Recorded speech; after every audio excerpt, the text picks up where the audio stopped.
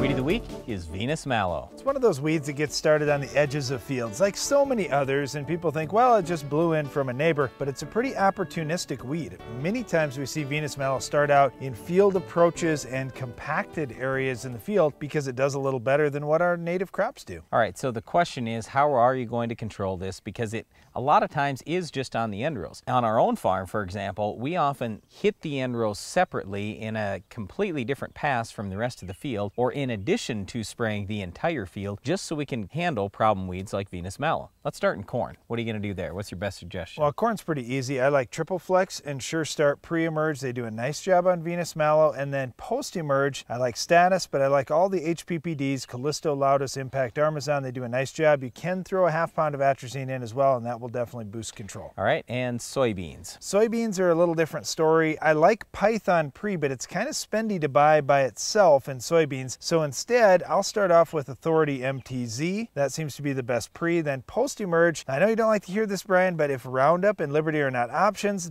Basagran is probably your best product. Oh, First boy. rate does okay if you get the weed when it's very small. Okay, and I want to come back to this. Spray your borders separately. So you could do Authority MTZ plus Python. It doesn't cost a lot of money if you're just handling borders of the field. That might be a good way to go there too. In wheat, not a real big issue. Sharpen down, Post-Emerge, Husky's probably your best choice, but Wide Match isn't too bad either. Well, keep an eye out for Venice Mallow in your fields. It can compete pretty favorably with your crop, especially in problem areas. Well, that's it for our Weed of the Week, but stay tuned. Iron Talk is coming up next.